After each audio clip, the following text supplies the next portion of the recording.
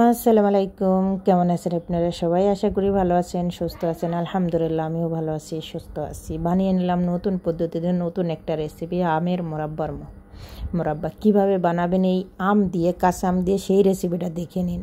কাঁচা আম শেষ হওয়ার আগেই, পাকার আগেই বানিয়ে নিন এই আমের আচারটা। কয়েক মাস নয়, 1 বছর পর্যন্ত ভালো থাকবে। এই আচারটা যদি এই পথে বানায় রাখতে পারেন এই পদ্ধতির, তাহলে 1 বছর পর্যন্ত ভালো থাকবে। পুরো রেসিপিটা দেখে নিন প্রথম থেকে শেষ পর্যন্ত। আর রেসিপি যদি আমার ভালো লাগে অবশ্যই লাইক, কমেন্ট এবং শেয়ার করে দেবেন, আর চ্যানেলটা সাবস্ক্রাইব করে আমার পাশে থাকবেন। তাহলে দেখে নিন আমি এখানে কিভাবে আমের আচারগুলো বানিয়ে নিই। এখানে লাগবে টাটকা আম, সেটা হচ্ছে কাঁচা আম হইতে হবে, একদম পাকা আম হওয়া যাবে না, কাঁচা হতে হবে। আমি এখানে 1 থেকে 1.5 কেজি আম নিয়েছি। প্রতিটা আম খুব সুন্দর করে সুলে নেব, সুলে নিয়ে মাত্র 2 ভাগ করে নেব। আমি এরম মানে ছোটো ছোটো করা যাবে না, 2 ভাগ করে নিয়ে একদম প্রতি আম ছোলা পর আমার 2 ভাগ করে নিব। দেখুন এই পথে কেটে সোজা পানির ভিতর দিতে হবে। আর এটা কিন্তু আঠি কল্লাসটা একটু শক্ত হয়ে গেছে, এরম কুচেই নিতে হবে, একদম চিকচিক করে নিতে হবে। যতটা চিকচিক করতে পারেন ততটাই ভালো হবে। মোটা করে কাটলে কিন্তু এই রসটা কিন্তু ভিতরে যাবে না, আর মোরাব্বাটা কিন্তু একদম পারফেক্ট হবে না। যত একদম চিকচিক করে নিতে পারেন। আমার সব আমগুলো চিকচিক করা হয়ে গেছে, আমি ধুয়ে একদম ক্লিন করে নিয়েছি। এখন এটা আমি চিনি দিয়ে 1 ঘন্টা আমি রেখে দেব রেস্টে। এখানে আপনারা চিনি, যেহেতু আমি 1 থেকে 1.5 কেজি আম নিচ্ছি, এই জন্য চিনির মাপটাও ওই পর্যায়ে দিতে হবে। আমি এখানে চিনিটা ওই পর্যায়ে, যে পরিমাণ আমরা মিষ্টি খাবো ওই পর্যায়ে এখানে চিনি দিতে হবে। যদি 1 কেজির মতন আম নেন সেখানে হয়তো আধা কেজির মতন চিনি ব্যবহার করবেন, তাহলে পারফেক্টটাই হবে। বা এর বেশিও অত দিতে পারে, আপনাদের পছন্দ। আমি চিনি দিয়ে 1 ঘন্টা আমি রেস্টে রেখে দেবো। 1 ঘন্টার পর আপনাদের মাঝে আমি ফিরে আসতেছি আম দেখানোর জন্য। এখন আমি এখানে কিছুটা দেখুন, 1 ঘন্টা পর কিন্তু যে চিনি আমি দিয়েছিলাম, চিনি গলে কিন্তু একদম রস হয়ে গেছে, মানে শিরা হয়ে গেছে। আর এদিকটা আমি 4-5টা কাঁচা শূন্য মরিচ আমি ভেজে গলে নিয়েছি, মানে আদা ছাপা করে নিয়েছি। এখন চিনি এবং রস দুটো সহকারী আমি কড়াইতে ঢেলে দিলাম। কোনো মশলা কিন্তু আমি এই মুহূর্তে এখনও ব্যবহার করি নেই। এই পদ্ধতিতে যদি এই আচারটা বানিয়ে রাখতে পারেন, বললাম যে 1 বছর ভালো থাকবে।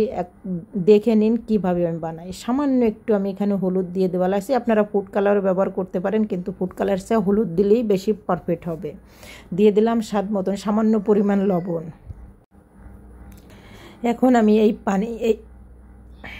এখানে কিন্তু আমি কোনো পানি ব্যবহার করিনি, চিনির যে রসটা সেটাই কিন্তু এখানে বের হয়েছে। আমি এখানে সামান্য একটু মরিচের গুঁড়ো দিয়ে দিলাম, আর দিয়ে দিলাম এখানে 5 ফোড়ন। আমি গুঁড়ো করে রাখছিলাম 5 ফোড়ন ভেজে, সেটা দিয়ে দিলাম 1 চামচ মতন। চিলি ফ্লেক্স দিয়ে দিলাম 1 চামচের মতন। আর এটা কিন্তু একটু ধৈর্য সহকারে করতে হবে। দেখুন এখনই কিন্তু যে কাঁচাইছি আমি, এই জন্য রসটা দেখুন টুপি টুপি কিন্তু ভরে গিয়েছে। আর এটা অবশ্যই চিনি দিয়ে রেস্টে রেখে দেবেন। আরেকটা কথা বলা লাগছে যে এটা কিন্তু একদম এই চিনির যে শিরাটা, এটাই কিন্তু কুক করতে হবে, এক্সট্রা কোনো পানি এখানে ব্যবহার করা যাবে না। এখানে কিন্তু আমি এক্সট্রা কোনো পানি ব্যবহার করি না। এই মুহূর্তে কিন্তু আমার চুলের স্লো মিডিয়াম আছে। আর একদম রসে দেখুন আমার আম কিন্তু টইটুপুর হয়ে গেছে, আমার হয়ে গেছে। এই মুহূর্তে আমের মোরাব্বা বানানো অল্প একটু নরম থাকতে আমি কিন্তু একদম কুকেছে, নরম থাকতে না, কিন্তু এটা কিন্তু রস কিন্তু শুষে নিয়ে একদম পারফেক্টলিভাবে কিন্তু টইটুপুর হয়ে যাবে। আর এই আমের এই মোরাব্বাটা যে এত টেস্ট আর এত অসাধারণ একটা রেসিপি। আর এখানে অবশ্যই যদি আমটা যদি টক হয় বেশি, তাহলে চিনিটা বেশি লাগবে। আর যদি আমটা যদি একটু মিষ্টি হয় তাহলে চিনিটা কিন্তু কম রাখবে। এটা কিন্তু ভেবে কিন্তু আপনাদের ব্যালেন্স করে চিনি ব্যবহার করতে হবে। দেখছেন মাশাআল্লাহ খুব সুন্দর একটা কালার আসছে। একদম আমের মোরাব্বা আমার বানানো হয়ে গেছে। এই নতুনভাবে বানিয়ে নিলাম, নতুন রেসিপি। অবশ্যই আশা করি আপনাদের খুবই পছন্দ হবে। আর যদি পছন্দ হয় অবশ্যই বাসায় একবার বানিয়ে নিন। আর দেখুন আমি কত সুন্দর চিকচিক করছি, যে পুরো লেয়ারগুলো কিন্তু দেখা যাওয়া লাগছে। আমার আমের মোরাব্বা বানানো শেষ। এখন দেখুন কত সুন্দর হয়েছে। আমি একটু নরম থাকতে নামিয়ে নিয়েছি। দেখুন একদম রসটা কিন্তু শুষে নিয়ে গেছে, 1 ফোঁটাও কিন্তু রস নাই, চিনির রস কিন্তু 1 ফোঁটাও নাই।